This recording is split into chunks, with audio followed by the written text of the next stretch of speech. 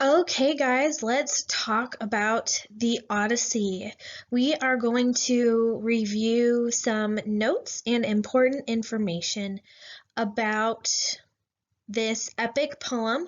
So, the first thing that I want you to know is that it is a poem. It's written in verse, and the Odyssey is composed of 24 separate books, which together create the whole epic. Now, with our abridged version, we're going to be reading most of the books, but some of it has been cut out, so we're not getting the complete story, but we are getting most of the story. So on this map here, we can see kind of an outline of the journey that Odysseus is going to take as he tries to get, poor guy, from Troy, where he's starting out after the Trojan War, which is talked about in Homer's The Iliad, and get all the way home to number 16, his kingdom in Ithaca. Now you can see in the map that they're not really that far apart. Poor guy goes kind of all over this Mediterranean area on all these different stops before he finally gets home. And we're going to see that the gods had something to do with it, that some of his poor decision making had something to do with it, and it's going to be a really interesting journey for us to read about. One of the important traits of epic poetry is that they begin with invoking a muse or muses. So when we say this word invocation, we mean the calling up of something religious or spiritual. We're calling something out of the universe and towards us. And so we can see in the first line, Homer says, "Muse, speak to me now of that resourceful man who wandered far and wide after ravaging the sacred citadel of Troy. Daughter of Zeus, tell us his story."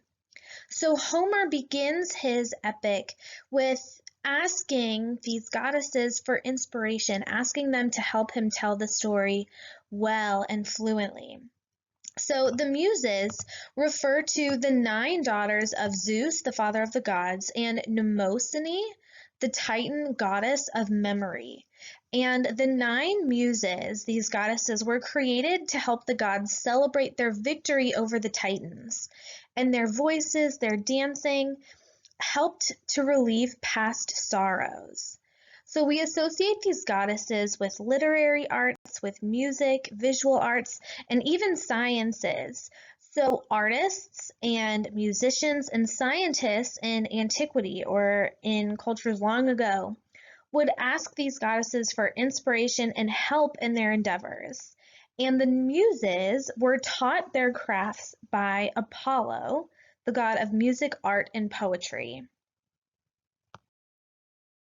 We can see our graph here, our chart of the 9 muses, these 9 daughters.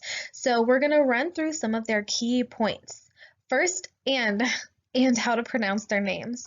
So first we have Calliope, who is the head muse. She is the one in charge, and she is the goddess that Homer is speaking to in those first lines there. She is the goddess in particular of epic poetry. So we also have the goddess Clio, who helps people with their histories, and we associate her with scrolls. We have Erato, who's the goddess of lyric and love poetry, and we see her with a lyre or a cithara, sometimes arrows and a bow as well. We also have Euterpe, the goddess of poetry and song, Melpomene, the goddess of tragedy, so we associate her with rhetoric, tragedy, and that tragic mask that y'all have seen before. We have Polyhymnia, who deals with geometry and hymns. We have Terpsichore, who deals with dance. Thalia, with comedy, so she is the opposite of Melpomene. We have comedy and tragedy usually together. And then we have Urania, the goddess of astronomy. And so we associate her with the images of the globe and the compass and stars. The first four books of the Odyssey are called the Telemachy, and that makes sense because if the Odyssey is about Odysseus, the Telemachy is about Telemachus, and so it focuses on the effects of Odysseus's absence on his family, specifically his son Telemachus, who was just a baby when Odysseus originally left for the Trojan War. So the first four books really focus on Telemachus, who is growing up without a father, trying to learn how to become a man, and his home is full of these rude, arrogant suitors who have descended upon the household. They're draining the home of resources, and they're all scheming and planning to marry Odysseus's wife. And Telemachus, as a boy rather than a man, just isn't strong enough to force them to leave. So we watch Telemachus on this journey from boyhood to manhood. And so he leaves on a literal journey away from home, guided by Athena. She sends him on his way to find news of his father. And some of the other important things that Telemachus does to show this transition from boyhood to manhood is he starts to order his mom around the house a little bit. He orders her upstairs when she objects to the songs that Phemius is singing, and he assembles the Achaeans, or the Greeks, which hasn't been done since his father was home. So he's starting to step into his father's public figure kingship role, and he calls shame on all of the Greeks for allowing their king's home to be overrun by these suitors. And so he's trying to become this big, strong man, but he kind of bursts into tears in front of the assembly because of the situation. So we see him on this figurative journey towards manhood, and then Athena, in disguise, sends him out on a literal journey to find news of his father's journey. One of the major questions and themes that the epic deals with is this issue of fate versus free will. So when we say this word fate, we're talking about a large, very uncontrollable force that interferes with man's ability to make his own choices and his own decisions. And in Greek mythology, fate is related to the gods. Gods and goddesses who are interfering and getting in the way of man's choices. And then free will is when man can control his own destiny by acting and really choosing his own path. So let's look at these quotes together. Zeus says, "It is disgraceful how these humans blame the gods. They say their tribulations come from us, when they themselves, through their own foolishness, bring hardships which are not decreed by fate." So Zeus here is a little frustrated that these humans are making foolish, poor decisions and bringing problems on themselves and then blaming the gods for fating them to be miserable, when Zeus says it's really your own dumb choices. But then we have this other quote from Telemachus, who says, "Our house was once well on its way to being rich and famous. At that time Odysseus was alive among his people. But now the gods with their malicious plans have changed all that completely." So Telemachus sees that his home, his kingdom, was once on the rise when Odysseus was home. But with the Trojan War and Odysseus being called and forced into battle, all of that changed. And he sees the hand of the gods working against Odysseus.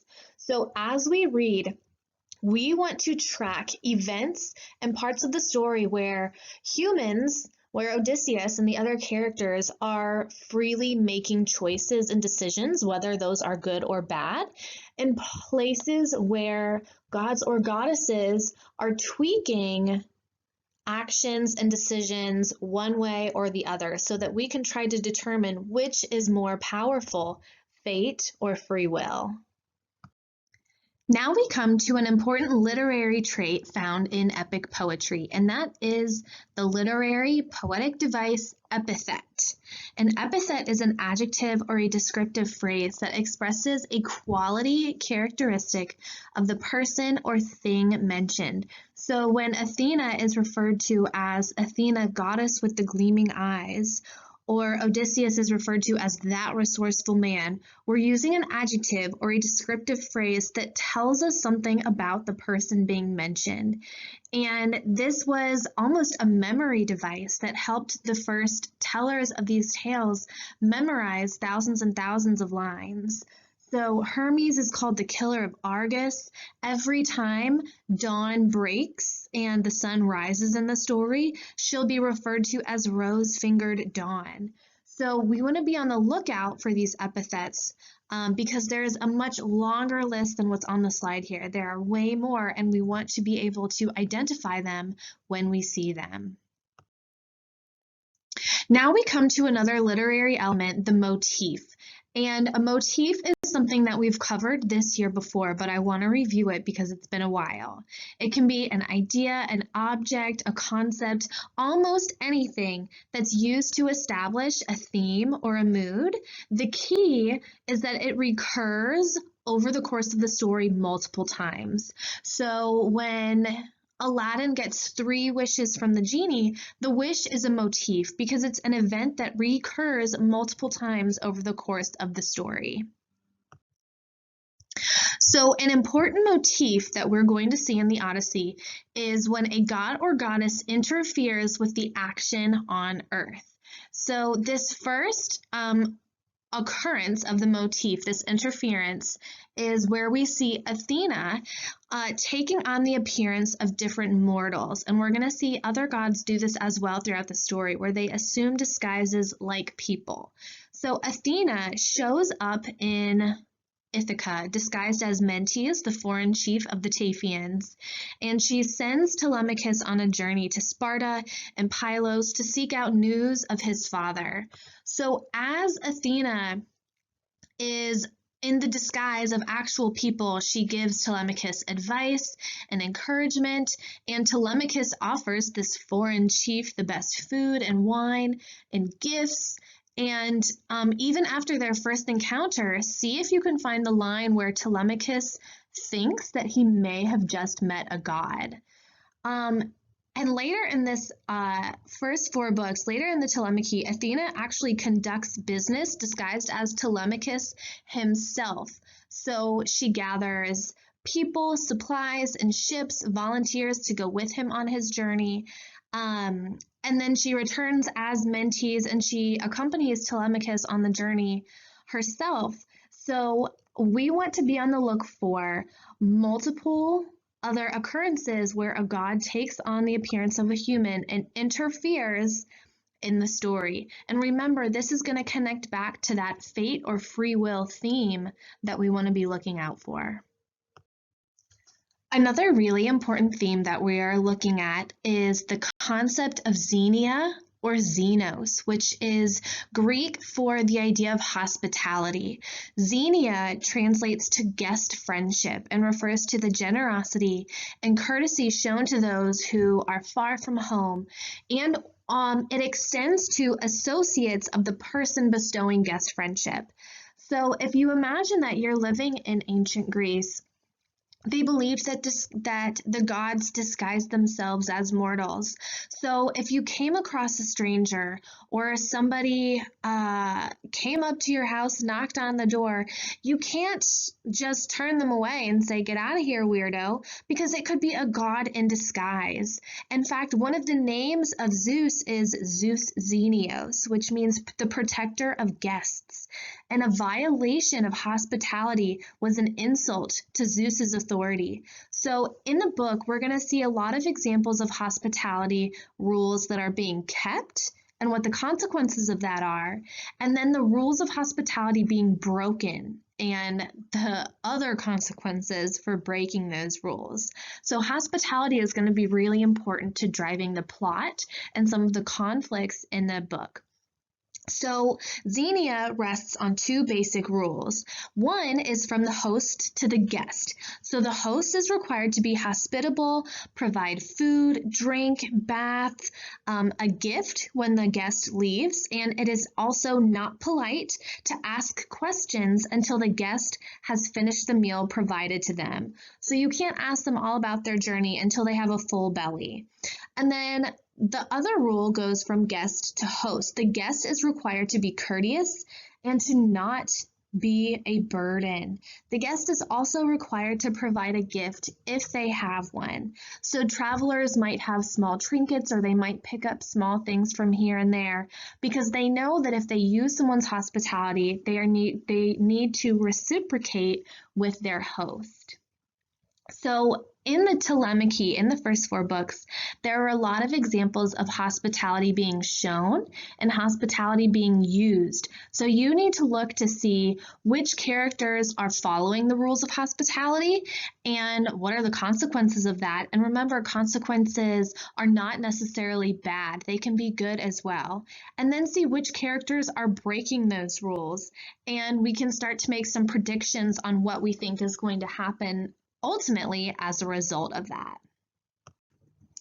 The last topic for this video is looking at some of the roles that women will play in the epic.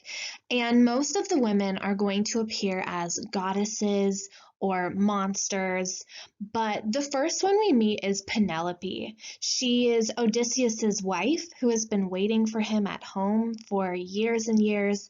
She is the daughter of Icarius, the mother of Telemachus, and she's almost symbolic of the loyalty and devotion that a good wife should have. So we have this quote from her. She says, "I am weighed down with ceaseless grief which I cannot forget. I always remember with such yearning my husband's face." So we have to remember that by the end of Odysseus's journey, he will have been gone for 20 years.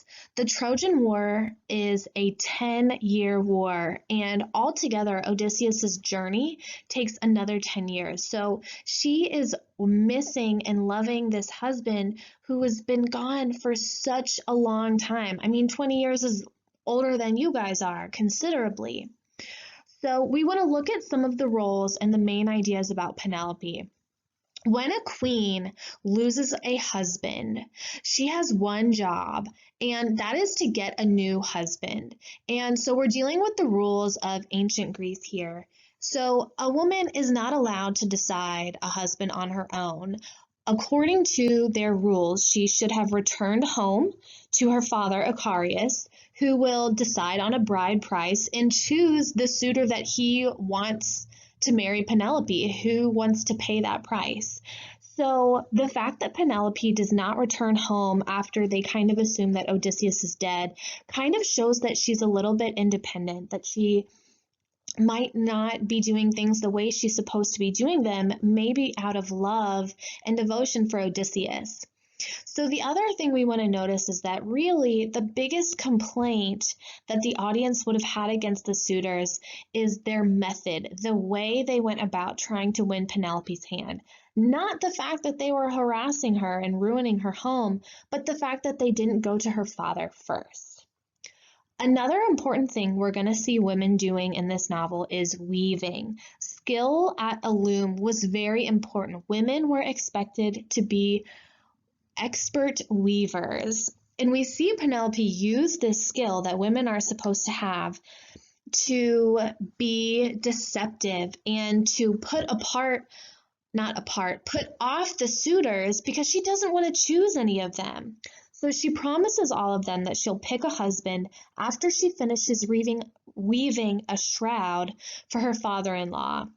Now, her father-in-law, Laertes, is not dead, and a shroud is like a funeral cloth that they lay over the body. And she says a warrior like Laertes deserves a beautiful shroud, so she is going to weave him a shroud.